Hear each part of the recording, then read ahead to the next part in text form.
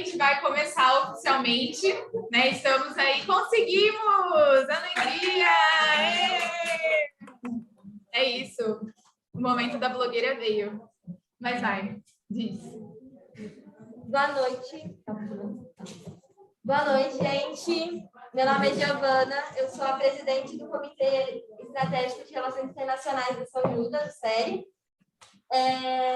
Primeiramente, quero agradecer a presença de cada um que veio aqui. É uma emoção poder estar voltando para os presenciais e poder estar inaugurando a volta das palestras presenciais e apresentando para vocês o terceiro encontro de Relações Internacionais.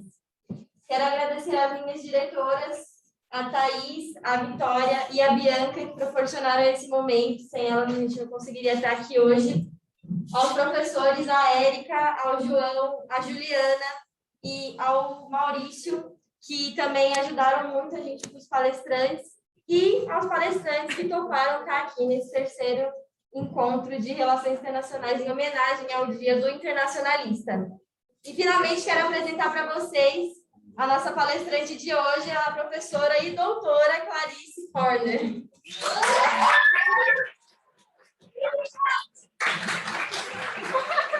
Ai, gente, realmente, estou me sentindo uma celebridade, uma subcelebridade, né? Chegou o momento, como eu costumo brincar nas minhas aulas, né? O momento da blogueira chegou, né, hoje. Mas, na verdade, eu quero agradecer imensamente ao SERI, a vocês todos pelo convite.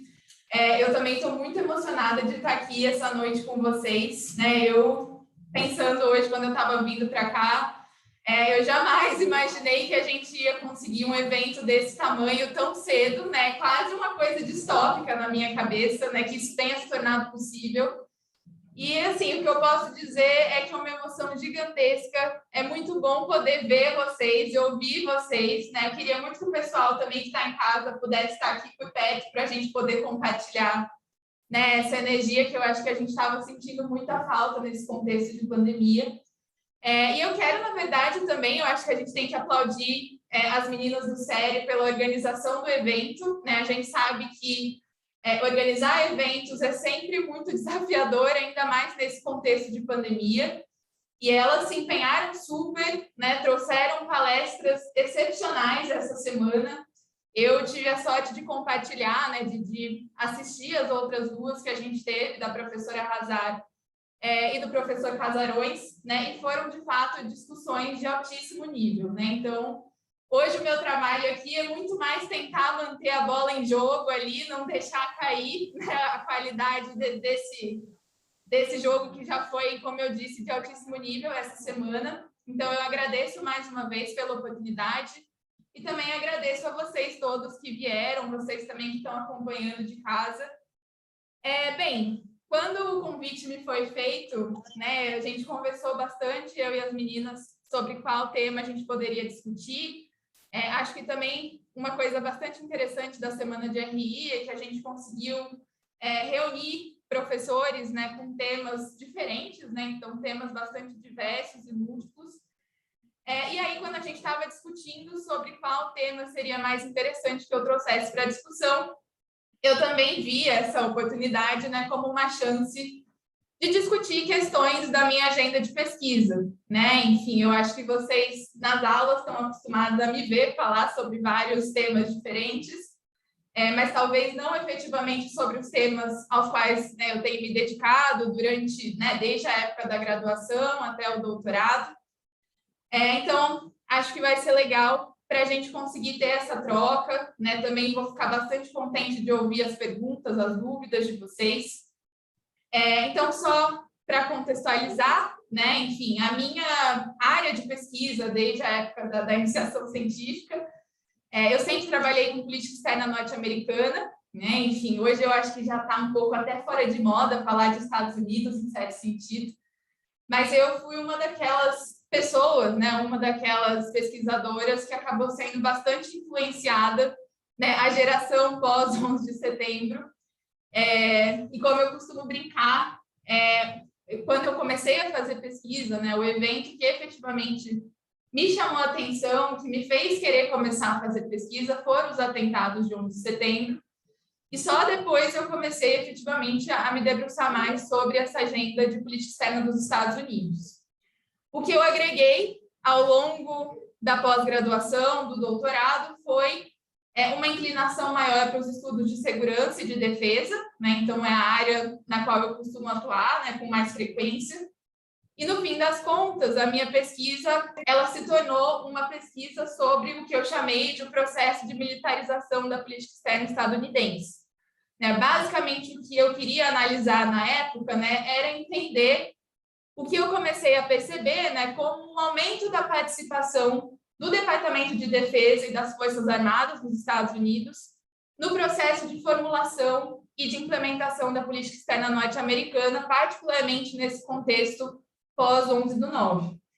Então, a minha proposta aqui hoje para vocês é tentar expandir um pouco essa discussão, pensar esse universo da militarização e do militarismo para além dessa dimensão de política externa e tentar traçar uma conexão desses dois fenômenos com o campo doméstico, né? E os efeitos deles também no campo social, tanto do ponto de vista político quanto do ponto de vista social.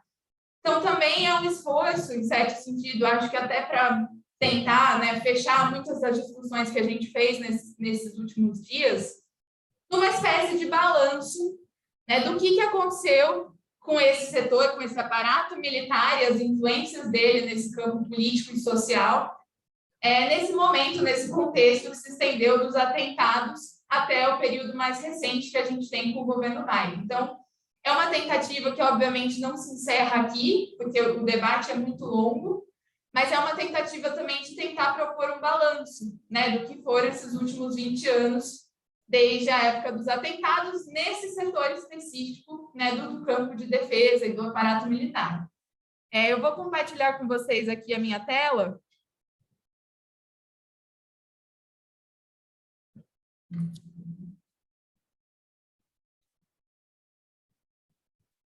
Bom, então só para a gente, eu coloquei, né, como mapa do caminho, que também me apropriei de uma palavra que até os estrategistas dos Estados Unidos gostam muito, né, o roadmap, mas só para a gente poder ter um roteiro de por onde a nossa discussão vai passar. Então, a ideia é falar um pouco sobre esses conceitos de militarização e de militarismo, para vocês também entenderem um pouco do meu ponto de partida. Depois, né, a minha ideia é analisar a aplicação desses conceitos a partir de 3 níveis, né? Então, analisar a expansão do aparato militar do ponto de vista da política externa, os efeitos domésticos dessa expansão, particularmente no que diz respeito ao processo de militarização da polícia nos Estados Unidos. E, por fim, né, eu falei para vocês que eu queria discutir um pouco os efeitos que eu entendo sobre o tecido social norte-americano. E eu decidi escolher um elemento específico que eu acho que é bastante característico, que é a ascensão dos movimentos de milícia nos Estados Unidos nos últimos anos, principalmente as milícias de supremacia branca, né, que ganharam bastante força e se fortaleceram consideravelmente no contexto do governo Trump. Né? Então, o caminho que a gente vai fazer é basicamente esse. Sim.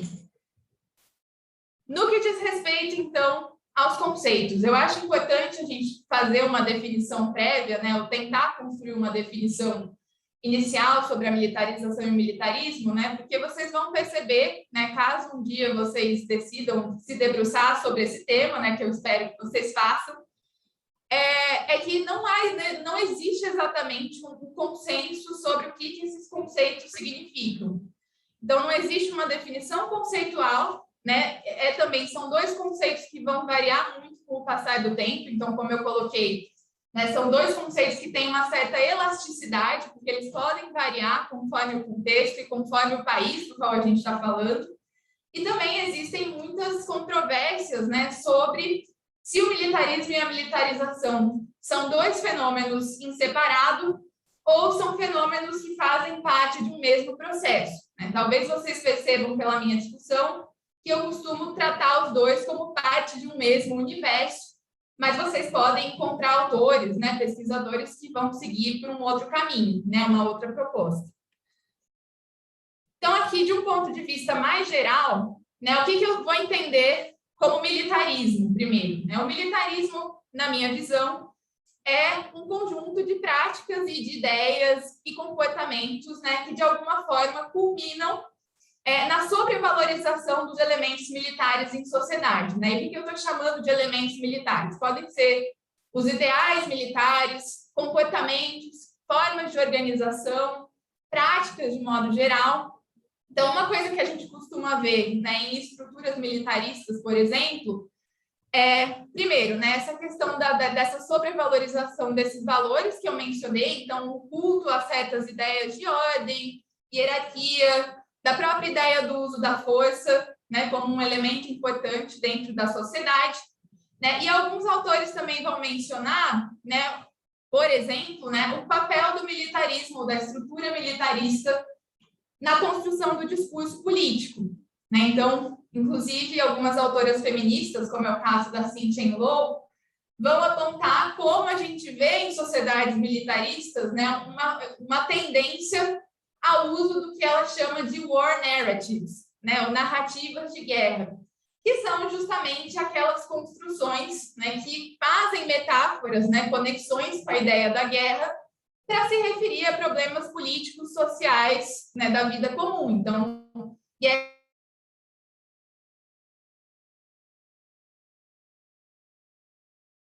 às drogas, guerra à pobreza, que não necessariamente tem a ver efetivamente com o universo militar. E uma outra coisa que está vinculada a isso, né, para a composição dessa estrutura militarista, é também um processo que muitas vezes talvez ele não fique exatamente claro, né, ou explícito, que é uma normalização, uma tendência à normalização da preparação para o conflito em sociedade. Então, mesmo que não exista necessariamente, né, uma guerra efetiva acontecendo, uma guerra aberta, a gente consegue perceber essa estrutura de violência sendo alimentada constantemente, mesmo naquilo que é considerado, né, como os tempos de paz. Então, mesmo que a gente não tenha uma guerra aberta, essa estrutura continua ali funcionando, sendo alimentada a todo vapor, né, essa estrutura ideacional, política e discursiva. A militarização, por sua vez, ela tem a ver, né, no meu entendimento, muito mais com o processo social, o conjunto de processos sociais que permitem a fixação desses ideais militaristas e dessas práticas militaristas em sociedade. Então, a gente vai observar a militarização, por exemplo, na organização social, na organização do aparato econômico, né? Então, se o país ele destina boa parte dos seus recursos, né, do seu orçamento federal para o setor de defesa, né, que é uma coisa que, no caso dos Estados Unidos, é bastante forte, né, como vocês devem saber.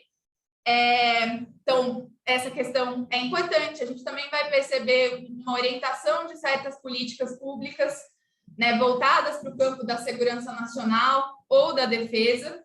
Então, é uma orientação geral dessas estruturas sociais, das políticas públicas, para essa produção da violência, né? E aí o que eu destaco para vocês é que uma coisa que pode decorrer dessas estruturas militarizadas e militaristas é, primeiro, né, um aumento dos gastos militares, necessariamente, né, do ponto de vista material, e a outra coisa é também uma possibilidade, mas que não necessariamente se concretiza sempre, de uma maior participação de oficiais militares em cargos que são tradicionalmente civis.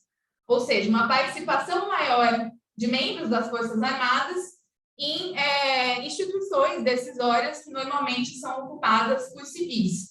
Como eu falei, não é exatamente obrigatório, mas é uma coisa que acontece, né? E foi, inclusive, o que eu tentei mapear aí ao longo das minhas pesquisas, pensando no campo da política externa. E uma coisa que eu acho que é importante a gente destacar aqui também é essa ideia de que esses dois fenômenos, eles são importantes justamente porque eles não se restringem a esse campo da esfera decisória ou campo político, né? Eles têm o que a gente vai chamar de uma capilaridade também, que extrapola, né? Se extrapola, como eu disse, para o campo econômico e para o campo social. E isso, uma das questões, né, que a construção desses processos vai influenciar é também a construção de certos conhecimentos e de consensos que a gente costuma ter em sociedade. né? Então, algumas ideias do que a gente entende, por exemplo, como o ideal de masculinidade, né? Ou então até questões envolvendo raça, classe, né? Também podem ser afetadas, né? Pela continuidade no tempo desses dois fenômenos, né? Do militarismo e da militarização. Esses fenômenos, eles podem também acabar culminando, né? No aumento das desigualdades, da segregação que a gente tem em sociedade, justamente pelo fato de que é possível que, uma vez que o Estado ele concentra mais os seus recursos no campo de defesa, ele desvia, eventualmente, recursos que poderiam, quem sabe, ser aplicados em programas sociais, para, né, controlar, talvez, essas desigualdades, né, aparar essas diferenças. Então, é nesse sentido que, quando eu estou falando de militarização e militarismo, né, a coisa realmente é bem mais ampla do que pensar só a ocupação de cargos, né, o aumento dos investimentos no setor de defesa, né? Tem toda uma estrutura social que vai ser afetada nesse contexto.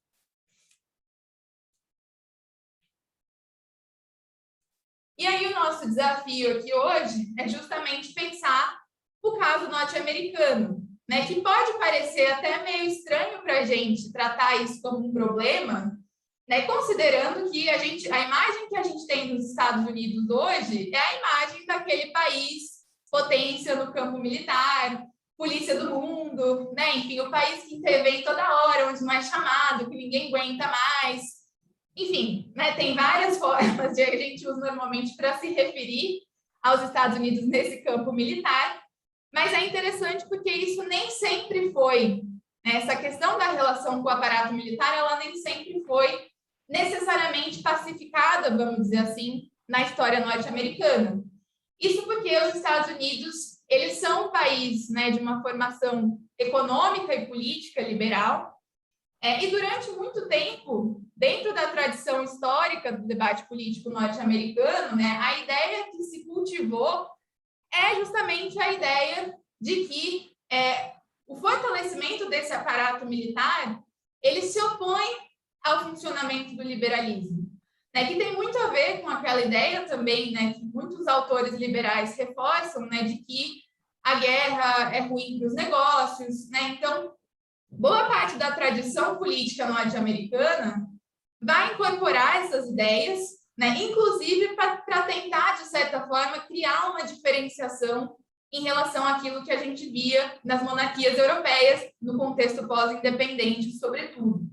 Então, é daí que a gente vai ver surgir também, né, alguns adjetivos que acabaram sendo atribuídos aos Estados Unidos nesse contexto, que é a ideia de uma nação amante da paz, que parece estranho para a gente hoje, mas durante muito tempo, né, pelo menos até a Segunda Guerra Mundial, era a ideia que se construía dentro desse contexto político. E também um outro conceito que aparece bastante é a ideia do isolacionismo, né? A ideia de que os Estados Unidos, eles, até esse contexto da Segunda Guerra Mundial, eles conservaram essa postura mais isolacionista.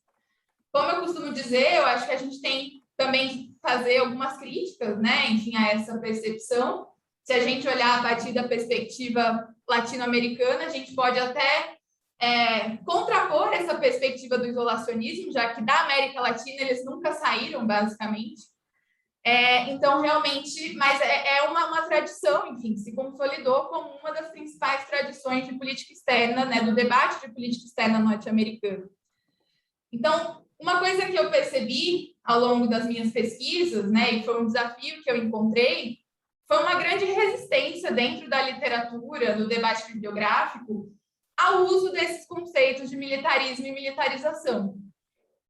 O que eu percebi é que, muitas vezes, esses conceitos eles eram usados, mas para pensar outros países, né? Então, militarismo e militarização é uma coisa de países autoritários, não liberais, é uma coisa da África, da América Latina, mas que não pertence, que não se vincula com a nossa experiência, né? Com a experiência norte-americana. Então, justamente por conta disso... Opa, desculpa.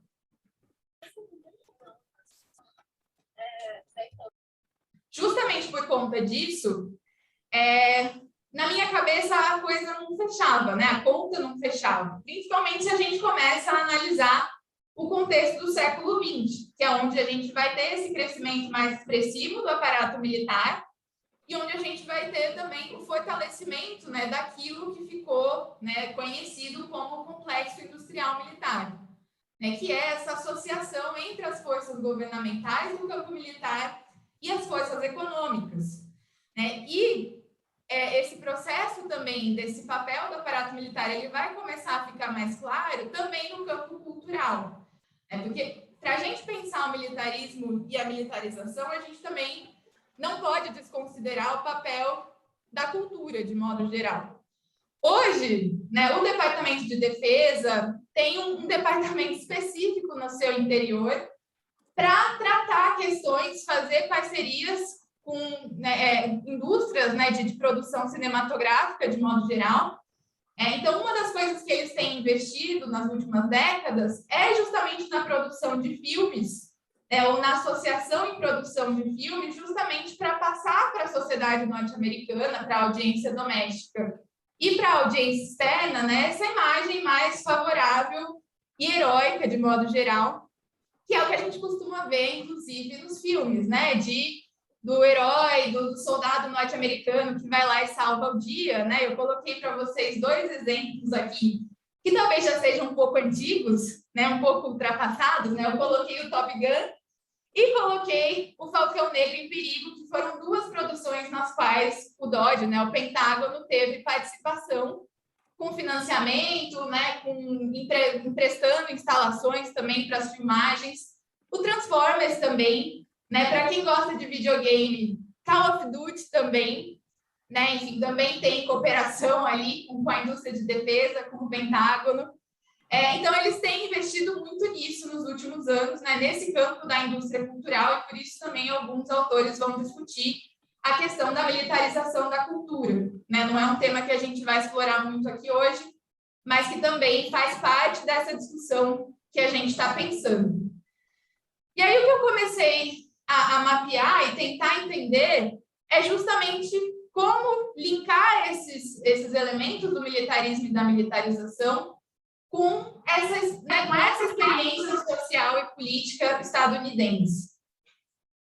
E aí, a partir dos estudos críticos de segurança, que é uma área que se consolida a partir dos anos 90, eu cheguei a um conceito também que me ajudou bastante, que é a ideia de militarismo liberal, que é uma tentativa justamente de fazer sentido desses processos de militarização e de militarismo nessas sociedades, como é o caso dos Estados Unidos, como é o caso do Reino Unido, alguns países europeus, né, de modo geral também, com essas experiências militarizadas, fazer sentido da relação dessas sociedades com o aparato militar, né? E aí eu mapeei alguns elementos que eu acho que podem ser úteis para a nossa discussão, né, e que poderiam caracterizar essa ideia de militarismo liberal. Então, ainda essa romantização, essa supervalorização desses elementos sociais, né, dos elementos militares em sociedade.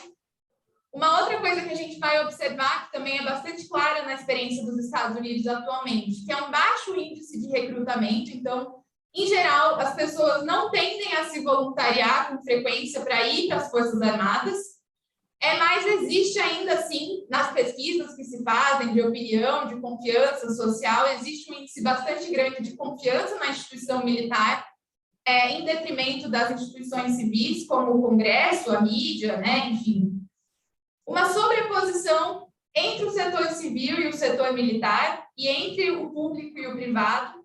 Isso tem muito a ver especificamente com a formação do complexo industrial militar, né, porque o setor privado adquiriu um papel bastante relevante, né, na continuidade, né, na sustentação dessa estrutura. Então, por isso, essa sobreposição entre as 2 esferas. Uma ênfase também na modernização tecnológica. Então, em muitas dessas sociedades, né, durante muito tempo, o aparato militar ele vai cumprir essa função de ser um repositório ou uma fonte de inovação tecnológica. A gente tem várias invenções aí, né, que a gente usa no setor civil até hoje, como é o caso da internet, né, que vieram de projetos militares inicialmente, né, e a mesma coisa no campo da aviação. Então, por isso também essa associação entre esse setor de defesa e a produção, né, de inovação tecnológica.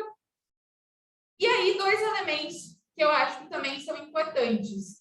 Que um é essa tendência à legitimação do uso da força a partir, né, de elementos do campo, né, enfim, dos valores liberais. Então, uma coisa que a gente percebe normalmente, né, toda vez que os Estados Unidos vão usar a força no exterior de alguma forma, eles recorrem a elementos do arcabouço liberal, como a proteção de direitos humanos, a proteção da democracia, mesmo que seja só um artifício retórico, mas eles recorrem a esses elementos constantemente para legitimar essas intervenções, né? Porque isso também é uma forma de falar com a audiência doméstica e justificar a ocorrência desse uso da força no exterior. E aí um elemento que talvez pareça oposto a essa questão, né? Essa ideia de defesa dos valores liberais, que é o que eu estou chamando aqui de um caráter exclusionário, né? Uma tendência à exclusão. E isso é uma coisa que a gente consegue fazer uma conexão tanto entre o campo doméstico quanto o campo externo, que é uma baixa tolerância à convivência com a diversidade. Então, uma coisa que primeiro é muito importante, né, para essa estrutura do militarismo liberal é a garantia da ordem, né, de alguma forma, se opõe à manutenção dessa ordem. Então, todos os elementos que podem ser desviantes dessa ordem. Isso vale tanto do ponto de vista da manutenção da ordem internacional liberal no campo externo, quanto da manutenção da ordem no campo doméstico, né? Então, é por isso que a gente também consegue traçar uma certa conexão entre as intervenções que são feitas normalmente em países de periferia, né, que são esses países normalmente considerados fora desse padrão da ordem, e também as intervenções no campo doméstico realizadas ali em bairros de maioria da população negra ou da população hispânica, né? A gente tem desde a guerra às drogas uma associação dessas populações em específico com essa ruptura da ordem. Inclusive, aquele slogan que o Trump retomou várias vezes no ano passado, né, aquela ideia da lei e da ordem, né, de dizer que ele seria um presidente de lei e de ordem, é uma ideia que surgiu, na verdade, nos anos 70, né, nesse contexto da guerra às drogas, e que tem justamente esse sentido, né, de opor ali as vizinhanças seguras, vizinhanças de maioria branca, geralmente, a baderna, né, a desordem causada por esses grupos associados aí, né, ao tráfico de drogas, né, sobretudo esses grupos desses bairros de maioria negra e hispânica. Então, dá para a gente traçar uma lógica bastante parecida, né? Eu coloquei para vocês essa charge aqui, que eu costumo até às vezes usar em aula, que mostra uma charge do século XIX, e ela se chama School Begins, né, a escola começa, e mostra justamente, né, na verdade, o processo de expansão, né, da assimilação, né, dos Estados Unidos, de países, né, como Cuba, o Havaí, Porto Rico, né, de regiões, aliás, como Cuba, Porto Rico, Havaí, e mostra também esse elemento disciplinador. Então, para esses grupos em específico, se usa uma lógica, né, da força, e aqui a gente tem as outras colônias, né, as colônias americanas já unificadas ali, quietinhas, lendo, ordenadas, né, então uma separação bastante clara entre esses grupos. E aí, exatamente, a partir dessa lógica de separação, também a gente consegue estabelecer uma gradação dos elementos que vão ser utilizados, ou seja, para lidar com esses grupos, ou seja, o uso da força, a diplomacia, né, pensando no campo internacional, ou efetivamente, né, a coerção.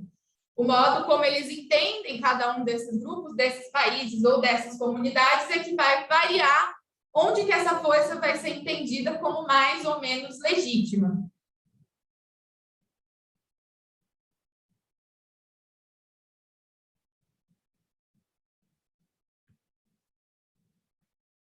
O que eu tenho tentado discutir, talvez, né, nos últimos tempos, é talvez uma reinterpretação dessa ideia do militarismo liberal, que é a ideia, talvez, né, uma proposta ainda que eu estou pensando, eu não sei se ela vai fazer sentido, que é a ideia de um militarismo neoliberal, né, que está ligado ao contexto mais recente dos anos 80, né, da era Reagan em diante, que é um momento em que a gente vai ter um avanço também na sociedade norte-americana, em sociedades da Europa, dessas políticas neoliberais, e alguns autores, né, enfim, aqui eu destaco um autor em específico que eu gosto bastante, que é o Andy Brown.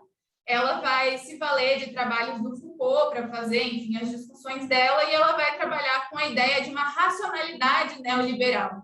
Então, a ideia de que hoje, né, a estrutura que a gente entende como a estrutura neoliberal, ela não é só uma estrutura econômica de privatização, de liberalização, mas ela também é uma racionalidade de organização política e social, que tem a ver, enfim, com o que ela mesma vai chamar de economicização dos sujeitos, né, uma tendência à individualização das relações de modo geral. E uma coisa que é interessante nesse processo, né, a ideia que a gente costuma ter, né, do neoliberalismo de forma geral, é a ideia do Estado mínimo, né, a mínima participação do Estado, né, sobretudo no campo social. Mas o que a gente tem observado nos últimos anos, e os Estados Unidos estão inclusos nisso, nesse contexto pós-Reagan, principalmente, é uma tendência, ao mesmo tempo que se tira essa figura do Estado do campo social, essa presença do Estado aumenta no campo da segurança e da defesa. Então, o que a gente percebe é que essa estrutura neoliberal, para ela existir, para ela se manter, ela não abre mão dessa lógica da ordem, que era essa lógica presente dentro da estrutura militarista liberal. O elemento do qual essa estrutura neoliberal vai prescindir, ou do qual ela vai abrir mão, é justamente o elemento da democracia. Então, dentro dessa estrutura do militarismo neoliberal, não há nenhum esforço no sentido necessariamente de justificar as ações, né, em tons democráticos, universalistas, porque aqui realmente o que importa é a manutenção dessa ordem para que essa estrutura de mercado ela continue funcionando. É por isso que a gente vai ouvir falar com tanta frequência em estabilidade dos mercados, em governança, né, que também é um termo que está ligado com isso, justamente porque o que importa aqui não é a dimensão da liberdade e da democratização, é justamente essa garantia da ordem e da homogeneização. Então, aqui aquela lógica de assimilação dos indivíduos ou dos países que, de alguma forma, não correspondem àquela ordem como ela deveria funcionar, ela também vai se manter. Então, eu acho que hoje faz muito mais sentido a gente pensar nessa lógica desse militarismo neoliberal, né, com esse viés mais autoritário que a gente pode observar em várias sociedades, inclusive nos Estados Unidos, do que propriamente esse militarismo puramente liberal. Então, alguns dos elementos que vão aparecer é essa sobreposição, de novo, desses valores militares e civis, só que agora elevado à enésima potência, porque não só os civis vão começar a reificar valores liberais, coisas do tipo, valores militares, quer dizer, mas os próprios militares também vão começar a incorporar na sua estrutura, no seu modo de funcionar, elementos do setor corporativo, do setor civil, justamente para se manter relevante nesse contexto, né, de mudança e desse aumento de avanço do neoliberalismo. Né? Então, a própria estrutura militar vai mudar, né, vai passar por mudanças para incorporar esses elementos. Uma sobreposição que continua entre o público e o campo privado, porque aí a gente também observa isso, de novo, nessa questão do aumento da privatização do setor de defesa, que a gente vai falar um pouco também, e a questão que também, como eu disse, se mantém, que é essa lógica da exclusão. A lógica de efetivamente eliminar todos os sujeitos, os corpos, os países, que de alguma forma sejam desviantes dessa ordem, tanto no campo internacional quanto no campo doméstico. Não sei se é muita viagem, né, para vocês, né, porque é uma viagem, mas, enfim, particularmente, eu acho que esses elementos oferecem algumas características, algumas questões interessantes para a gente discutir, efetivamente, o campo prático, né, que, como eu falei, era uma das propostas dessa discussão de hoje, né, para a gente pensar essas mudanças que essa estrutura militarista e de produção de violência vai sofrer no contexto pós-11 de setembro. Então, acho que algumas coisas que a gente precisa retomar, invariavelmente, porque também eu entendo que talvez nem todos vocês estivessem conscientes, ou às vezes até existentes já no contexto na época do 11 de setembro. Mas, como eu falei, foi um evento que marcou muito, tanto os Estados Unidos, evidentemente, mas também o campo internacional. Como eu falei, uma geração inteira de pesquisadores aí começou a fazer pesquisa em RI justamente por conta desses eventos. E uma das coisas que esses eventos de 11 de setembro vão trazer é essa ideia, uma quebra também de um mito que era muito forte no imaginário social e político norte-americano até então, que era essa ideia da inviolabilidade do território. Então, os Estados Unidos eles nunca tinham sofrido, no período mais recente, um ataque dessas proporções no seu próprio território. Talvez o mais perto que a gente conseguisse fazer de conexão foi o ataque de Pearl Harbor durante a Segunda Guerra, mas a gente está falando de um contexto de guerra e de um ataque realizado a uma base militar. Então, nem foi dentro, efetivamente, do território norte-americano em si. Então, uma vez que os atentados acontecem, evidentemente, a gente vai ter uma grande comoção inicial, uma sensação de grande insegurança que vai se difundir.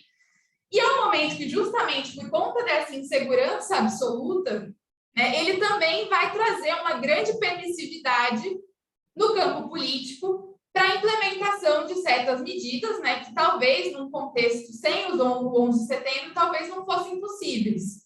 Então, eu estou falando do enrijecimento do aparato de vigilância interna, a gente vai ter a implementação do ato patriota, que permitia, dentre outras coisas, a suspensão de habeas corpus de civis, o monitoramento. Eita, vai explodir, Falou do 11 de setembro, vamos explodir o auditório. Não, desculpa, Cia, tá tudo bem, tá tudo certo.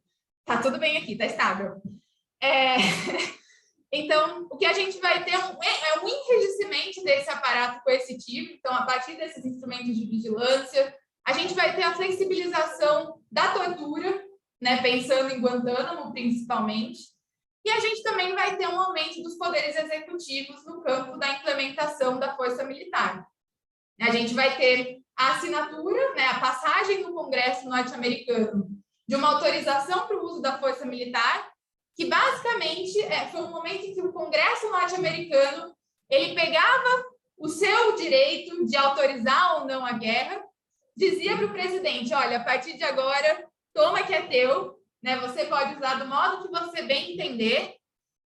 Então, o presidente ele passa a ser aquele que define quando há uma ameaça de terrorismo acontecendo e quais as medidas a serem tomadas em relação àquilo, àquela situação em específico. Que é uma coisa que é bastante inédita, inusitada, considerando que, constitucionalmente, o poder de decidir sobre a guerra, em tese, é do legislativo, não do executivo. Então, essa autorização, que ainda está em vigor hoje, isso é uma coisa também importante a ser dita, ela abre essa grande latitude, esse grande espaço para essa atuação do executivo. Aqui eu só coloquei, evidentemente, as fotos, algumas fotos que eu acho que ficaram muito marcantes do 11 de setembro, não só as torres, mas também tem a The Fallen Man, que é esse retrato de um dos homens que se jogou dos prédios das Torres Gêmeas. Enfim, acho que a gente consegue, inclusive, tirar várias análises possíveis. Tem algumas pessoas que olham para essa foto e pensam no próprio declínio do Império Norte-Americano. Enfim, a gente consegue ver as listrinhas assim, que lembram um pouco a bandeira. Mas, enfim, foi realmente um momento, um contexto que abriu esse espaço, então, para esses elementos, para esses três pilares, que, como eu disse, seria a parte mais empírica da nossa discussão. Nesses três elementos, nesses três universos, em que a gente consegue observar esse aumento, essa intensificação dessa estrutura militarizada e militarista, enfim, como vocês quiserem colocar. Então, primeiro, para pensar no campo externo, como eu disse, né, esse talvez tenha sido um dos temas mais diretos, né, da minha pesquisa, que é esse aumento da participação do Departamento de Defesa nas definições do campo de política externa, nas políticas, né, que de alguma forma permeiam a política externa. Mas a gente pode pensar não só a política externa de uma forma mais ampla, né, mas, enfim, os próprios locais, o alcance dos espaços que essas forças, nos quais essas forças vão começar a atuar. Então, o primeiro elemento que a gente pode usar para pensar essa expansão é o próprio campo material. Né? A gente vai ter uma expansão orçamentária nesse contexto do aparato de defesa que, de fato, a gente pode dizer que é nunca antes vista. Né? Hoje em dia, esse orçamento que a gente vê, né, que a gente já normalizou, né, o orçamento norte-americano anual para o setor de defesa, ele é de mais ou menos 800 bilhões de dólares. Né? Isso é muito maior do que em qualquer outro setor, né, que eles possam investir. Então, não é à toa que o aparato de defesa é o aparato que recebe os investimentos mais maciços. E aí, talvez vocês possam se perguntar, né, mas e o Biden nessa história toda? Né? O Biden que chegou ao governo justamente prometendo recuperar a importância das instituições civis, das instituições diplomáticas, como o Departamento de Estado. O Biden já propôs um orçamento de 753 bilhões de dólares, que é maior que o último orçamento que o Trump tinha proposto.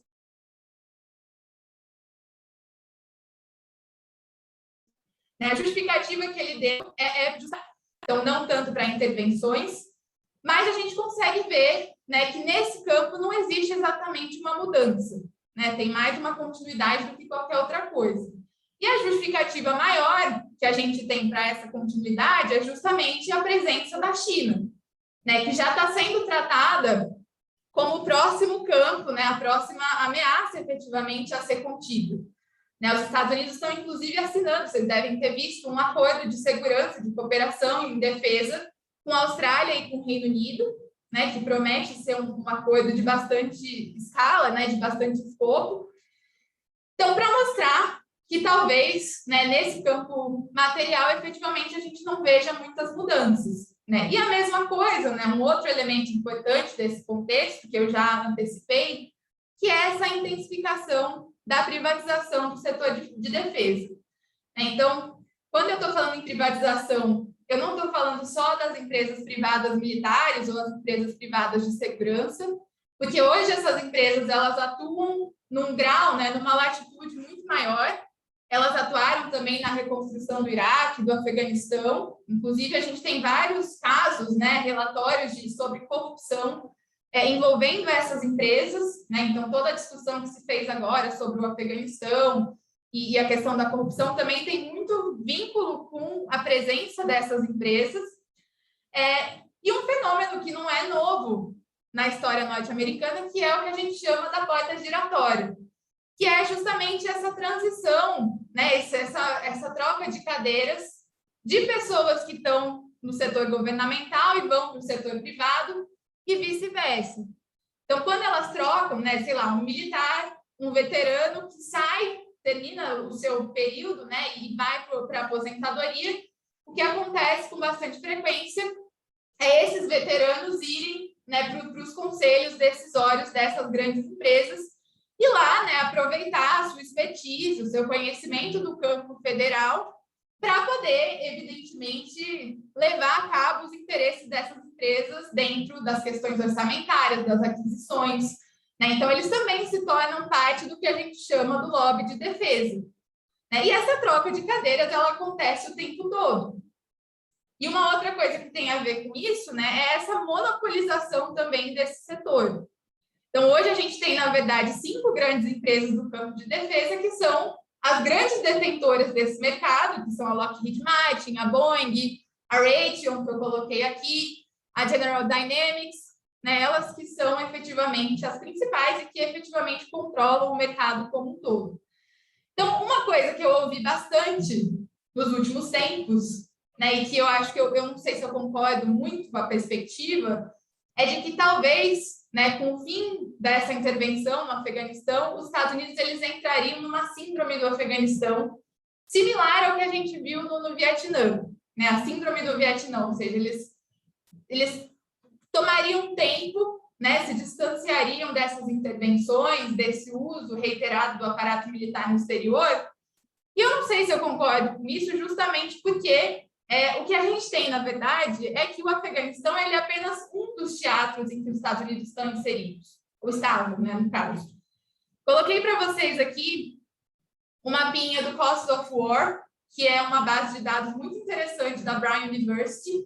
Inclusive, recomendo que vocês deem uma olhada, enfim, para fazer as pesquisas de vocês. E todas essas bolinhas que vocês estão vendo, né? Eu sei que está meio longe, talvez o pessoal de casa consiga ver melhor, mas todas essas bolinhas que vocês estão vendo são lugares em que existem operações sob a rubrica do combate ao terrorismo acontecendo. Seja conduzidas pelo Pentágono, efetivamente, pelas Forças Armadas, seja conduzida por outras agências do aparato burocrático, inclusive agências civis, como o DOS, né, o Departamento de Estado, o Departamento de Justiça, o DOJ, o FBI, que também tem atuado internacionalmente. Então, isso a gente está falando só de 2018 a 2020. Então, primeiro que essas missões, efetivamente, elas passaram por um grande processo de alargamento. Então, quando a gente fala em operação de combate ao terrorismo, eu não estou falando só de operação militar de combate. Eu também estou falando dos bombardeios com os drones, eu também estou falando de operações de exercícios conjuntos, de mobilização de força de forma geral, de treinamento de forças desses países. Então, hoje, os Estados Unidos eles estão na Somália, eles estão no Iêmen, né? Eles estão em uma série de outras regiões. Né? O Afeganistão ele é efetivamente só um desses campos onde essas forças estavam inseridas, mas não se encerra aí. Né? Por isso que, na minha perspectiva, é até difícil falar de síndrome do Afeganistão, ou síndrome de qualquer outra coisa, porque eles continuam presentes de alguma forma ou de outra. E esse aparato, né, ele também continua sendo alimentado. Então, hoje, estima-se, né, que essa presença ela esteja alocada em pelo menos 85 países. E é o que explica também, em certo sentido, né, o fato de esse setor ele continuar a ser movimentado. Né? Muitas pessoas começaram a se perguntar, bom, mas o que vai ser desse setor de defesa agora que o Afeganistão vai acabar? Bom, o setor de defesa vai continuar funcionando como ele sempre funcionou. Ele vai funcionar no combate à China, ele vai funcionar nessas outras operações que já estão em curso. Né? Então, isso, ao meu ver, eu acredito que realmente não vai ter muitas mudanças nos próximos anos. Do campo externo, a gente passa para o campo doméstico. Né? Porque essa expansão desse aparato no campo externo, né, essa expansão sem precedentes, ela vai ter um transbordamento também para esse campo doméstico. Né? E esse transbordamento ele também não começa no pós-11 de setembro. Né? Ele já tem um histórico bastante grande, desde aquele contexto da Guerra Fria, de consolidação do complexo industrial militar. Então, o aparato de defesa, na verdade, ele já tem um papel importante na própria organização dos distritos nos Estados Unidos, né? Porque muitas vezes os congressistas, né, dentro do Congresso, eles competem pela alocação de bases militares, de recursos nos seus próprios distritos. O próprio setor de defesa, né, quando a gente começa a ter a consolidação dessas indústrias de defesa, ele também começa a interferir no modo como a geografia do território norte-americano se organiza. Né? Então, a gente vai ter uma concentração inicial maior dessas indústrias no sul e no oeste norte-americano, né? E isso acaba influenciando no modo como as cidades vão se organizar. Né? Tem cidades que até hoje elas têm toda a sua economia voltada para essa produção no campo de defesa, então é um setor que é bastante importante. E, para além disso, né, que era uma coisa que já acontecia, como eu mencionei, o que vai mudar com o pós-11 de setembro é essa ampliação dos instrumentos de vigilância e do que eu estou chamando aqui dessa militarização policial. A militarização da polícia, ela tem a ver tanto com a questão do aumento, né, também dos recursos, né, nos departamentos de polícia para poder lidar com essa possibilidade da ameaça do terrorismo no campo doméstico, mas também com a assimilação desses departamentos policiais de táticas, doutrinas e também de equipamentos que vêm das Forças Armadas. Existe uma seção né, enfim, dentro, não é uma coisa que seja super relevante para a gente, mas existe uma autorização dentro do Departamento de Defesa, né, que permite que o Pentágono ele faça transferência de equipamentos militares para essas forças de polícia. Então, hoje, as forças policiais nos Estados Unidos, elas basicamente, elas se alimentam, são treinadas e organizadas sob os mesmos métodos que a gente vê nas Forças Armadas. Isso é um problema, né, uma questão bastante problemática, porque Forças Armadas servem, afinal de contas, para quê? Elas servem para fazer a guerra, né? Para isso que elas são treinadas, que elas são pensadas. Forças policiais, elas são pensadas para garantir segurança pública. Né? Enfim, então elas estão concentradas em locais em que há população civil, né? Enfim, não é a mesma função, né? Elas não cumprem o mesmo objetivo que as Forças Armadas. E o que acontece quando essas forças policiais começam a ser treinadas e se organizar como forças militares? Elas começam justamente a incorporar essas táticas, né, letais, enfim, de grande violência que a gente vê as Forças Armadas aplicarem no exterior. Então, na verdade, aquela sobreposição que eu mencionei na estrutura militarista entre o campo civil e o campo militar, ela também aparece aqui, né, nessas trocas entre as forças policiais e as forças militares no exterior. E aí, de novo, como eu falei, a gente consegue traçar essa lógica de continuidade, né, no modo como os Estados Unidos vão atuar em países de periferia e no modo como essas polícias vão atuar no campo doméstico. Eita, nós! Aqui eu só coloquei um gráfico também do Cost of War, né, da quantidade de equipamentos que foram transferidos das Forças Armadas para as Forças de Polícia entre 2018 e 2020. A gente consegue perceber que em 2020, 2019 para 2020, houve um aumento bastante grande por conta do governo Trump. Né? Então, o Trump foi efetivamente um presidente que investiu bastante nisso, nesse processo de transferência de equipamentos e no fortalecimento dessas forças policiais no contexto das manifestações do Black Lives Matter e do Antifa, né? Que foram os grupos que efetivamente, né, sofreram mais com esse uso da força letal nos últimos anos, particularmente a população negra, né, como eu já mencionei. Assim, tem muitos estudos que mostram que existe uma desproporção bastante grande, né, no modo como a força é aplicada, né, dentro dessas comunidades, né, em outras regiões, em bairros de maioria da população branca. Né, enfim.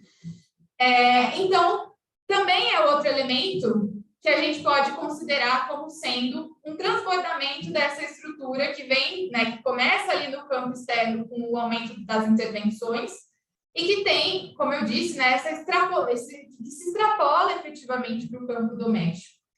E aí eu acho bastante significativa esse emprego da ideia de lei e ordem para pensar essa questão da organização doméstica, e como eu disse, é um slogan que o próprio Trump vai adotar, né, como está aqui na chartzinha para vocês. Ele se colocava como presidente da lei e da ordem, que é uma coisa que ressona bastante com a lógica do militarismo neoliberal que a gente estava conversando. Por fim, o último elemento, né, o último nível da nossa análise, que talvez seja esse campo mais social, é um elemento que talvez a gente possa considerar como uma espécie de efeito colateral, né, de toda essa estrutura que foi estabelecida, né, desde o 11 de setembro até o contexto mais recente, que são o fortalecimento desses grupos de supremacia branca, né, e dentro desses grupos de supremacia branca, as milícias.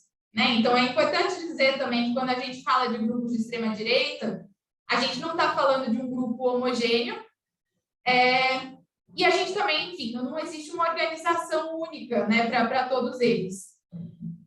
Tanto que se a gente olhar aquelas fotos da invasão do Capitólio, né, como essa daqui, do xamã do Capitólio, né, como ele ficou conhecido, a gente vai ver que efetivamente tinham diversos grupos, né? Tinha o pessoal da alt-right, tinha o pessoal do QAnon, e tinham também esses representantes desses grupos milicianos, né, que me interessam mais, inclusive, né, eu tenho aí tentado desenvolver uma pesquisa mais direcionada agora para esses grupos, porque eles são justamente grupos, né? Primeiro, eles vão ser grupos de formação espontânea, então eles não estão necessariamente vinculados a nenhuma outra força, necessariamente. Mas uma coisa que é bastante interessante desses grupos é que eles têm efetivamente uma formação miliciana, né, que remonta a essas hierarquias que a gente também vê no aparato militar. Então, são grupos, em geral, né, o que esses grupos vão trazer para a discussão? Primeiro, né, eles vão trazer o que eu coloquei como uma reinterpretação nostálgica dos valores tradicionais norte-americanos. Então, eles vão trazer para a discussão o que eles acham que seriam aqueles valores raiz tradicionais dos Estados Unidos, né? Então, a liberdade, a ideia de autogoverno, né? Então, de modo geral, esses grupos eles tendem a ter pautas anti-governo federal, e também uma coisa que é bastante cara para eles, que é o direito à autorregulação no campo desse uso da violência. Então, eles vão trazer várias vezes a questão da segunda emenda, né, o direito à posse de armamentos, né, um elemento que vai ser importante, bastante presente, né, dentro das pautas desse grupo. Eles também vão ter pautas anti-globalismo, né, pensando nas instituições internacionais. Então, geralmente, esses grupos eles partem do princípio de que existe um grande governo das sombras internacional, é uma coisa que remonta a uma lógica meio da conspiração, mas que existe um grande complô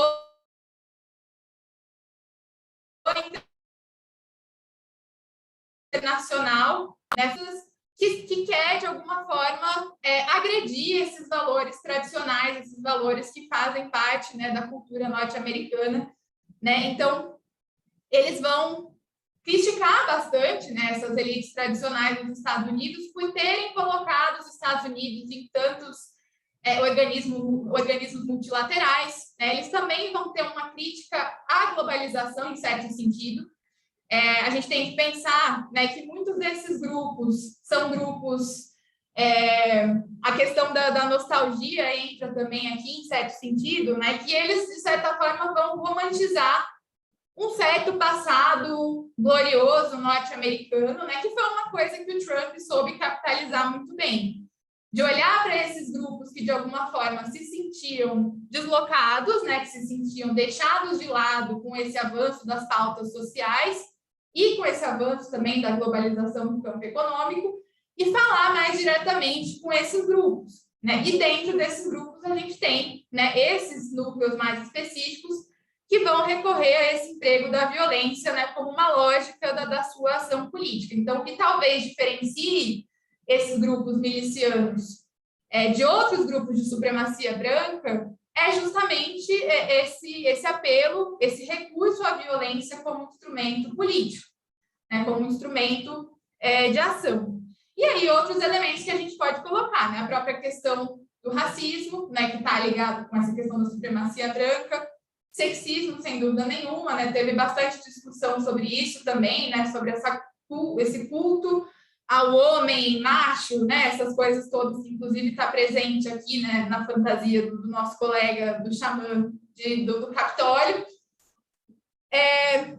E aí, né? Particularmente pensando, como eu disse, né? Particularmente pensando no papel dessas milícias, né? Elas vão, então, reproduzir no seu interior essa lógica, né, que está ligada às hierarquias que a gente vê no aparato militar. Então, eles têm, inclusive, títulos internos, né? Eu andei pesquisando, eles se chamam de coronel internamente, se organizam hierarquicamente, eles também fazem treinos.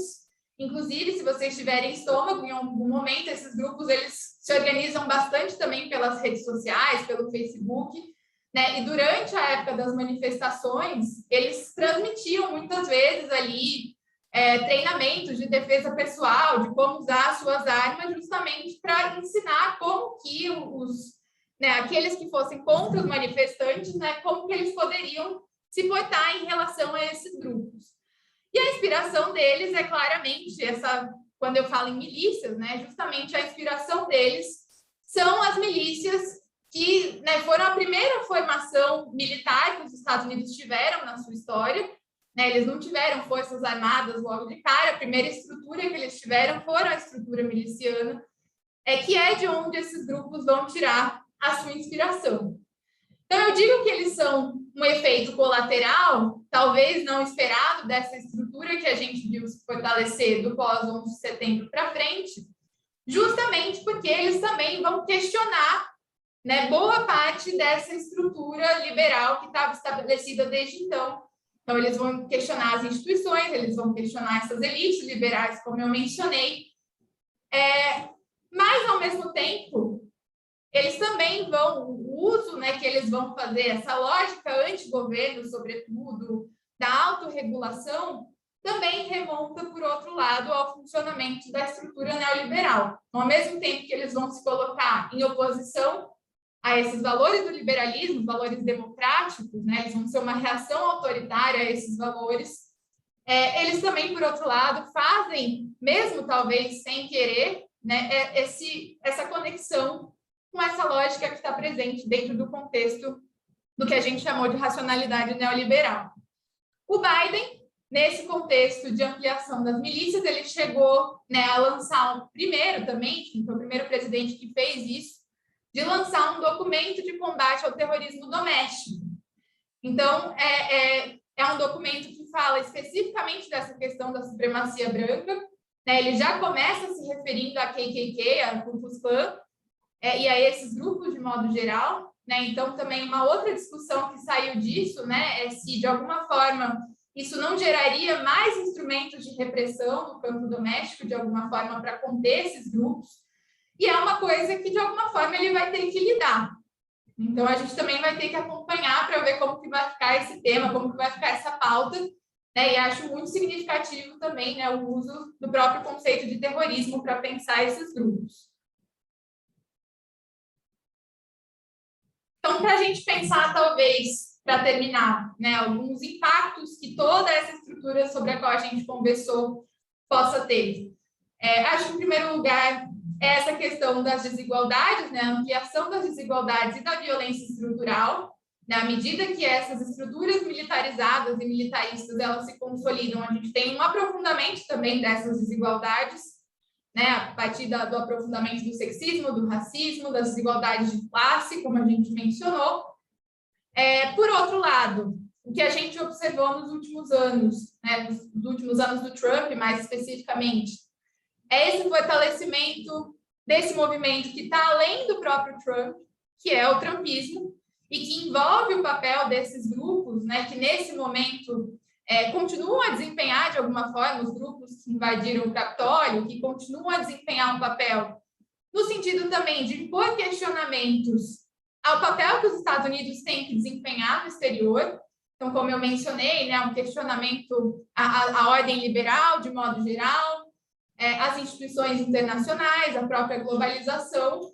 Então, a gente também pode pensar, né, que o fortalecimento desses grupos, né, como essa espécie de efeito colateral dessa estrutura que eu mencionei, também tem esse caráter, né, de fortalecer os pilares do que seria o que a gente entendia que era a hegemonia ou a liderança americana no sistema até então. E, por fim, um elemento mais do campo internacional, que é o processo progressivo de desmoralização da imagem americana no exterior. Toda vez que os Estados Unidos recorrem à força, né, de modo geral, ou quando eles deixam de recorrer à força e se retiram, como eles se retiraram do Afeganistão, de uma forma absolutamente atabalhoada, eles só fazem corroer essa credibilidade internacional, né, que já não é muito lá essas coisas, que parece que com o passar do tempo só se reduz, né? E uma vez que essa legitimidade ela começa a ser enfraquecida, o que a gente vai observar também é um processo, né, de criação de um vácuo, né, um vácuo de poder, esse vácuo de legitimidade, que começa a ser preenchido por outras potências, por outros países. Então, a gente tem falado muito do papel da China, né, e não à toa, não só por conta dessa questão das capacidades militares ou das capacidades econômicas, mas também por essa questão, né, mais intangível, talvez, da legitimidade das ideias. Então, a ideia é que a gente continue observando, que a gente continue monitorando esses fenômenos, né? O que eu tinha para discutir com vocês hoje era basicamente isso. Não sei se eu chateei vocês, se eu já cansei vocês, Mas eu quero dizer que eu me diverti, tá? Eu gostei muito dessa experiência, agradeço mais uma vez e fico disponível aí para as perguntas. Obrigada, gente.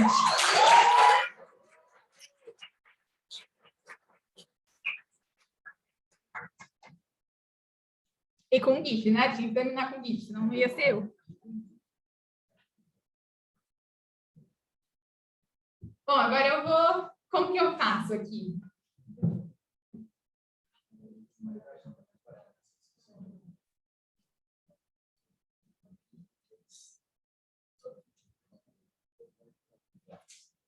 Gente, se vocês tiverem perguntas e quiserem mandar pelo chat também, ou a galera da plateia também, se alguém quiser perguntar alguma coisa.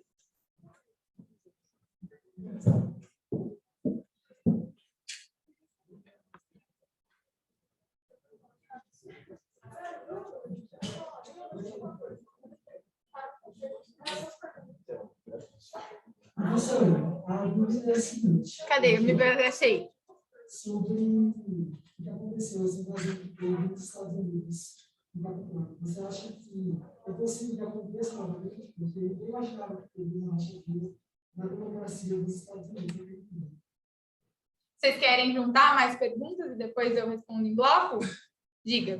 Boa noite, professor. Guilherme, da São Judas Paulista. A pergunta que eu tenho, na verdade, são duas. Primeiro, nós podemos entender que uma das epistemologias da crise econômica de 2008 nos Estados Unidos advém da guerra ao terror? E a segunda pergunta, nós podemos também fazer uma analogia sobre o que a senhora disse sobre o neoliberalismo e o militarismo. Pode ser feito à luz dos Estados Unidos ser negligente ao Conselho de Segurança e mesmo assim invadiu o Iraque, a intervenção? Obrigada. Alguém mais? O Denner também levantou a mão, gente. Não, eu tenho uma pergunta útil, eu tenho uma pergunta muito útil também. Não, porque... todo mundo quer ouvir, Denner, manda ver. É o seguinte, professora, a gente tendo em mente, né, a gente sabe que houve uma cisão na sociedade americana por causa dessas últimas eleições, e aí tendo em vista esses grupos armados, né, essas milícias que têm se formado do lado da direita, e alguns dos blocos, como os Antifas, o Black Lives Matter, a gente sabe que eles também têm demonstrações que são violentas. A gente poderia ter um cenário parecido a uma guerra civil, hoje em dia, nos Estados Unidos? Porque a gente sabe que a tendência americana tipo, o americano, ele tem uma...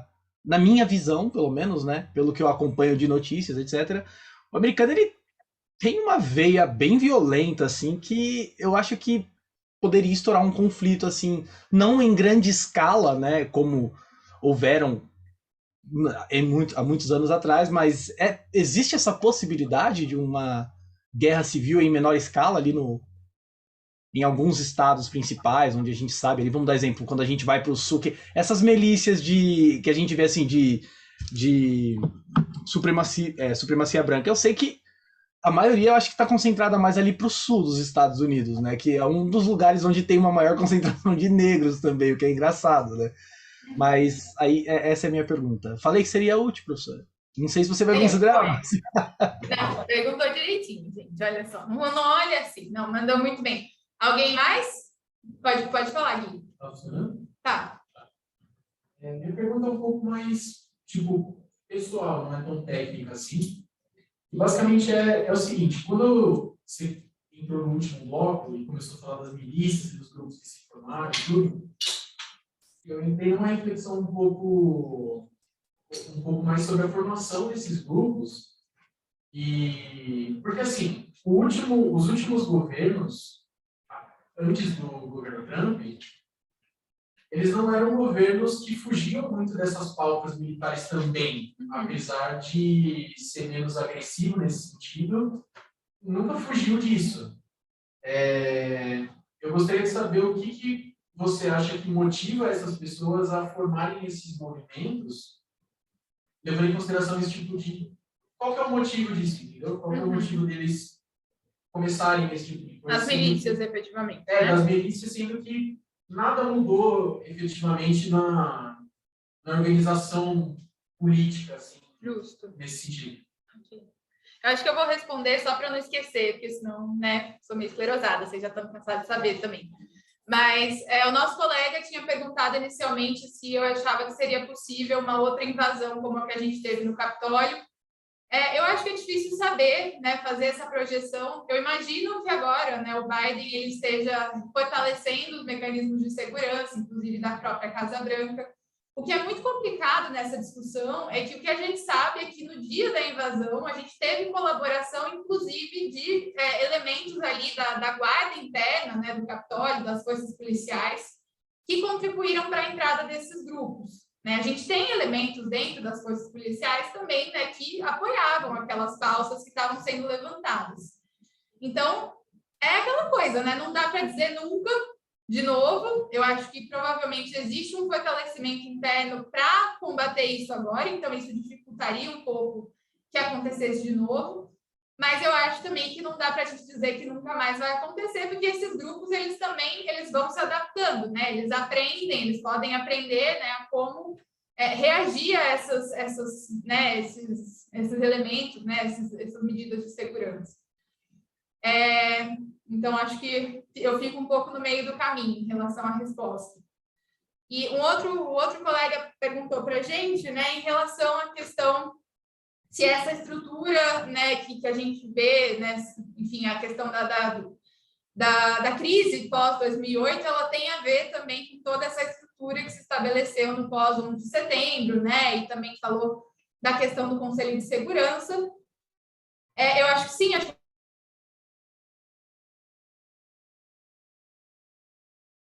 a gente pode dizer que a crise de 2008 no contexto do combate ao terrorismo, da guerra global ao terror, e é uma dívida, né, uma conta que ela ainda não deixou de ser paga. Né? Ela ainda vai ser paga por gerações futuras, porque tem uma questão em relação à guerra, né, que é a estrutura que a guerra mobiliza. Ela não é só a guerra no combate, ela também é as aposentadorias dos veteranos, das famílias dos veteranos que vão ter que ser assistidas. Essas pensões elas vão ser pagas para o resto da vida desses veteranos. Então, existe um custo da guerra global ao terror que ainda não foi pago, né? E que ele ainda vai ser. Então, também por conta disso, eu acho que esse ciclo do 11 de setembro ele ainda não se fechou, né, na história norte-americana.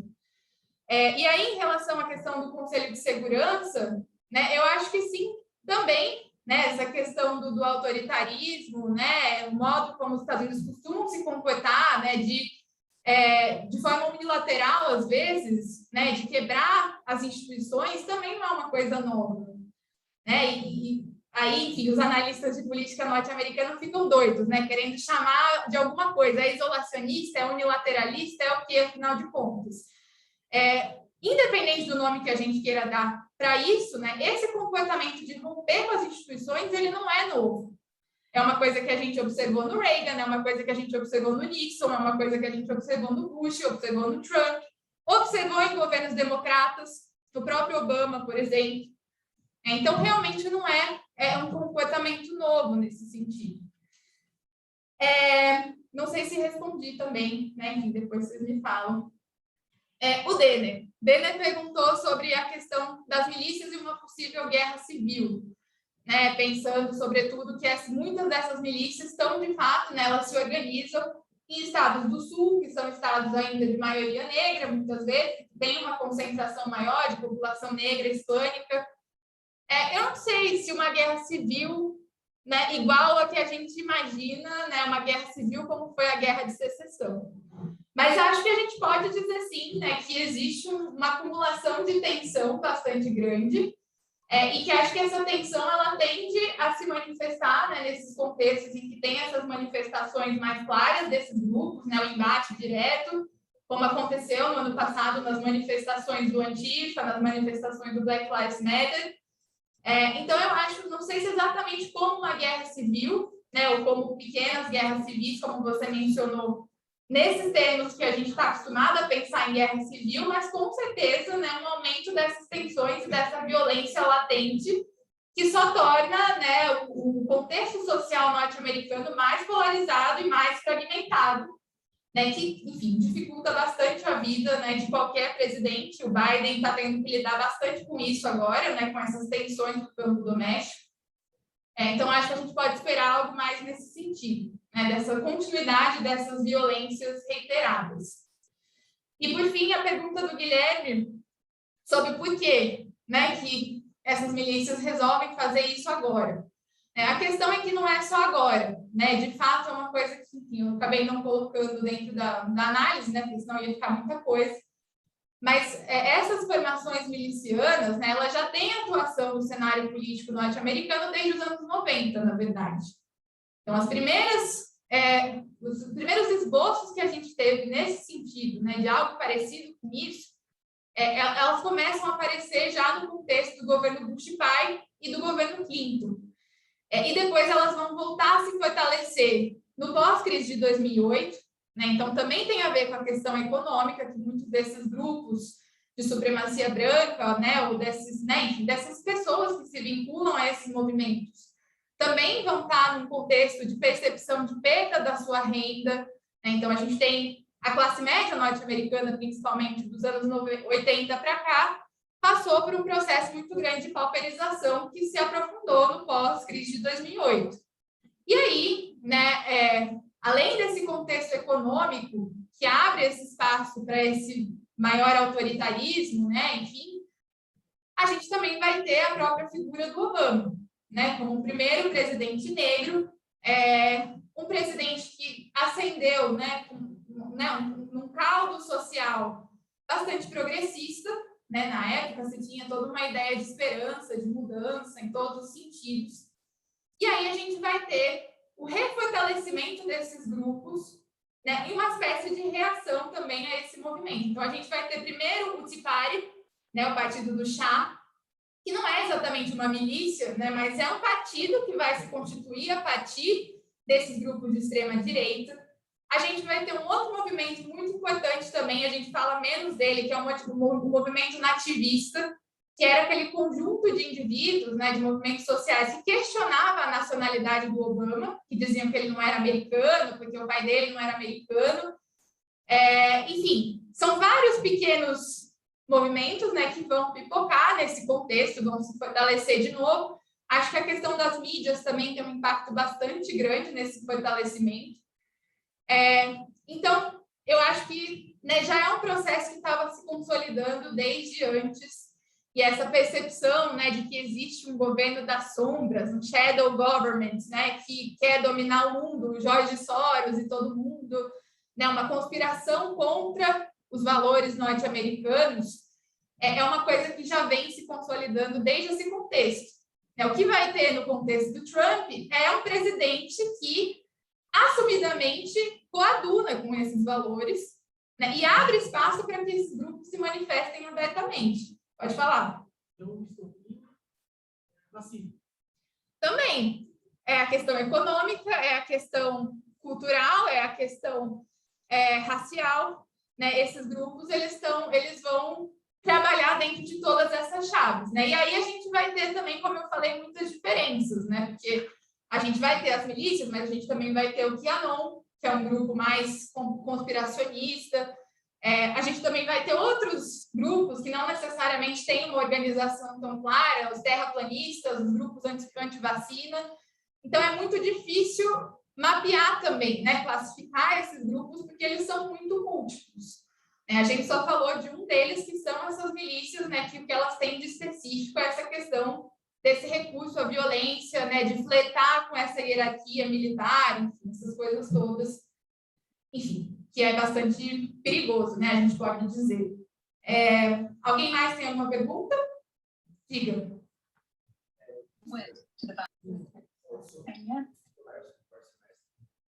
Acho que é melhor pegar o microfone só para... Olha aqui, professor, silêncio, do quarto semestre. Minha dúvida é a seguinte, dentro de um cenário geopolítico, como que se daria a estrutura de balanço de poder com a atual aliança dos Estados Unidos e do Estado de Israel, se essa aliança avançar de um cenário político para um cenário militar? Como que ficaria essa estrutura dentro do sistema internacional? Vocês querem pegar mais perguntas antes? Tem mais alguém? Pessoal aí de casa, alguém tem mais alguma pergunta? Vocês estão aqui, né? Não aqui. Ai, gente. Já falhei na carreira de blogueira. Foi tão curto, foi estrelado, acabou. Professora, e você falou dessa questão deles começarem mesmo a se colocar no começo dos anos 2000, final dos anos 90, esses grupos, né? E aqui no Brasil a gente também teve isso, né? Essa questão dos blogs falando de globalismo e ser uma coisa realmente falando que o mundo estava caminhando para uma coisa comunista e tal. Você acha que tem uma conexão entre tudo que está acontecendo no mundo? Porque parece que tudo estava meio colocado, né? Uma ascensão do Lula junto com o Obama ali, uma coisa um pouco mais liberal, aí depois a gente caiu com o Bolsonaro e o Trump, que realmente lima desses grupos, né, de globalismo. Então, você acha que... E como que você acha que vai ser agora? Você acha que vai ter uma inversão de valores, os liberais vão voltar, e esses vão ter uma decadência? Como você acha que é o... Como que vai ser daqui para frente? Beleza. Bom, acho que não sei se tem mais perguntas, mas tem lá também. Vou tentar. Eu vou respondendo. Bom, a questão de Israel, eu acho que depende, né, do que você considera como essa questão de concretização do cenário geopolítico, né? Porque a aliança militar com os Estados Unidos, ela já existe, né? E ela já é muito forte, né? Israel é um dos principais receptores, né, de transferência de armamento, né, pelo governo norte-americano. Então, eu acho que, na verdade, ela já, né, essa estrutura ela já se manifesta geopoliticamente, ali no sentido de conter, né, o Irã, de conter outros países que não sejam aliados, né? Então, e a mesma coisa em relação à aliança com a Arábia Saudita, que também é muito importante. Então, eu acho que ela já tem, né, essa concretização, mesmo que não numa guerra aberta, efetiva, mas do ponto de vista desse incremento desses mecanismos de violência, a gente pode dizer que, né, essa aliança ela já se manifesta. Em relação à pergunta do Bruno, né, sobre essa questão de se existe, a gente pode traçar um vínculo, né? Eu acho que a palestra do Guilherme Casarões essa semana foi bastante ilustrativa nesse sentido. Eu acho que ele conseguiu resumir bem né, enfim, as coisas em comum que esses governos de caráter populista, né, autoritário, de extrema-direita, eles carregam, né? Ele falou do Bolsonaro, falou do Trump, falou, né, do Narendra Modi. Então, eu acho que sim, a gente pode traçar um elemento em comum entre esses grupos, ideias em comum. Então, essa questão, essas pautas mais autoritárias, antigovernistas, né, antigoverno, anti-elites, essa ideia de se colocarem como grupos que entendem o que são os valores daquela nação ou que entendem o que são os valores do povo, né, que é um artifício, é por isso que eles são considerados também como populistas, né, os presidentes, por se colocarem nessa condição de chegar e dizer, bom, a gente sabe do que o povo precisa, o que esse povo quer, então, enfim. Eu acho que existe também uma conexão, né, e daria para a gente tentar mapear também a atuação de grupos parecidos aqui, né, enfim, esse flerte também com a estrutura militar, né, que é uma coisa que aparece, ocupação de cargos também, né, por elementos das Forças Armadas. Felizmente, a gente tem a Juliana aqui, especialista em política brasileira, então, assim, ela consegue falar bem melhor do que eu dessa dimensão, com certeza. Não vou me arriscar, não, tá, Ju? Porque não... sem condições. Pessoal lá de trás.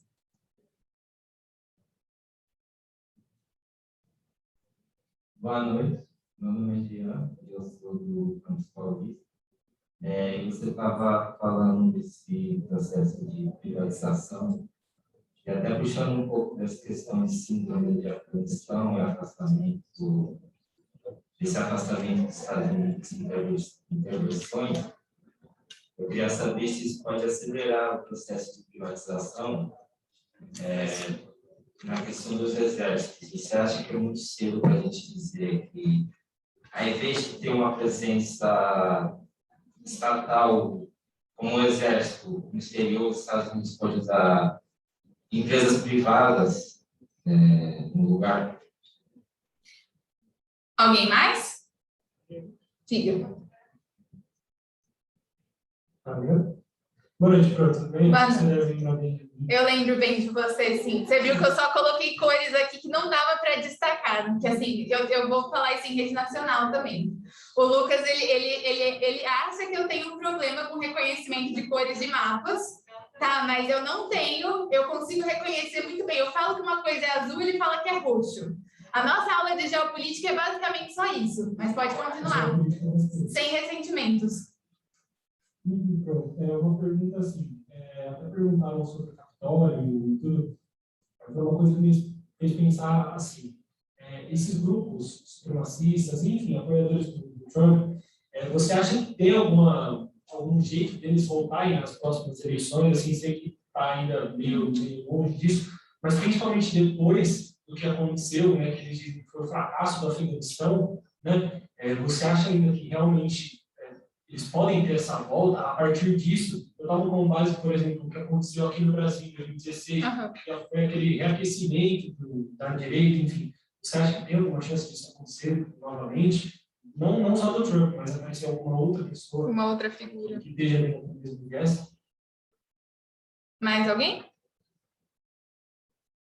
Bom, acho que para responder, né, vou começar de trás para frente, né, sobre a questão de eles se fortalecerem ou não. Eu acho que existe também a possibilidade, de novo, a mesma coisa em relação à invasão do Capitólio, né, não dá para a gente dizer nunca. E eu acho que provavelmente, não sei se o Trump especificamente, porque é uma figura também que já ficou muito desgastada politicamente, mas talvez tentar, enfim, ele continua se articulando, né? Pelo que a gente sabe, ele continua presente no cenário político, apareceu se manifestando sobre a questão do Afeganistão, né? Então, eu acho que existe sim mas com certeza no Congresso a gente vai ter as midterms elections, né, no ano que vem, né? São as eleições de meio de mandato. A gente já teve uma representante do QAnon eleita, né, nas últimas eleições, eu só esqueci o nome dela, mas já, enfim, é um processo que já está acontecendo e eu acho que eles vão continuar, sim, tentando ampliar esses assentos, tentando ampliar esse alcance político, e acho possível que eles consigam. Acho que essa questão do Afeganistão também é uma coisa que vai ser, sim, capitalizada contra o Biden.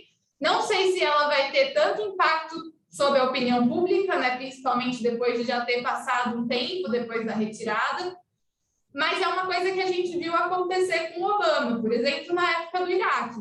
Né, o Obama também, quando fez o processo de retirada do Iraque, a gente teve, né, uma reação conservadora bastante contundente, né, dos republicanos, dos grupos mais de extrema-direita também, no sentido de considerar a retirada como um fracasso, né, que os Estados Unidos estavam saindo. Então, acho que talvez a gente veja uma coisa parecida, né, nesse contexto, principalmente nesse contexto das eleições das midterms no ano que vem. E aí, em relação à questão da privatização, na prática, né, eu não sei se a gente conseguiria ter uma situação de exclusão total das forças convencionais, mas essa questão quantitativa, né, de ter mais soldados privados contratados do que federais, ela já acontece na prática. Né? Em 2011, na verdade, o Congressional Research Service, que é uma espécie de think tank, né, que faz algumas pesquisas, né, periódicas nos Estados Unidos sobre essas questões, apontou que já naquele contexto, a maior parte das forças norte-americanas em campo eram forças de contratados privados. Então, já tinha desequilibrado a proporção de soldados, forças convencionais, governamentais, e esses soldados privatizados. Então, enfim, não sei se a gente vai chegar efetivamente num momento, num processo em que elas vão ser as únicas forças disponíveis. Mas é um mercado que está cada vez mais em expansão, principalmente também em outros países, né? Não só nos Estados Unidos. Então, enfim, é um mercado que tende a continuar funcionando. Né? Acho pouco provável também que a gente veja uma síndrome das companhias privadas. Acho que para elas não tem síndrome nenhuma, está tudo certo. Mais alguma coisa, gente? Pessoal de casa, deixa eu ver, tem alguma coisa no chat aqui. Murilo falou que chegou. Murilo, assim, nada contra você, agora que você chegou, mas a gente tá saindo, né, no caso. Então, porque, enfim. Só Professora, isso? Diga. É o Denner de novo. pelo jeito que vocês falaram com o Murilo aí, eu acho que o Murilo ele é o perseguido da outra sala também, né? Ô, dó. E aí, Não, de Murilo, forma tamo nenhuma. junto, mano, é nóis. Aliança do Denner e o Murilo. Eu sou uma celebridade. De forma nenhuma. Como eu falei, não é nada pessoal, não. É que, no caso, tá acabando mesmo o evento. Eu queria ficar mais, mas as pessoas ainda têm aula hoje, inclusive a gente. Então... então é isso, gente. Eu acho que se não tiver mais dúvidas, você quer encerrar oficialmente? Então, por favor. Muito obrigada, gente, mais uma vez. Antes, só uma coisa, antes de encerrar rapidinho, só porque alguns alunos perguntaram. Vocês estão me ouvindo? Sim, Ju. Então, alguns alunos perguntaram que parece que ainda não tinham feito a inscrição. Até eu falei para fazer, mas reforça isso, tá? Porque eles estão por causa dos certificados e como que os certificados vão chegar neles. Acho que isso é uma coisa que todo mundo deve estar querendo saber. E, enfim. Tá bom. Thaís, já tinha fechado as inscrições? Eu posso abrir de novo. Não, a gente vai abrir de novo as inscrições para quem não conseguiu se inscrever para pegar o certificado. Então, fica de olho no perfil do Série, que a gente vai divulgar lá o link de novo para vocês poderem fazer as inscrições para quem ainda não fez. Gente, obrigada. Obrigada por estar presente, por cada um aqui, ter tirado o tempo para vir aqui assistir a gente, assistir a maravilhosa. E é isso. Até a próxima. Boa aula para todo mundo. E bom fim de semana. Obrigada. E palmas para maravilhosas. Palmas para maravilhosas do Série, né? Que arrasaram também na organização, entregaram conteúdo e performance, né? Então, Parabéns, meninas. Parabéns, parabéns. Obrigada, gente. obrigada, gente.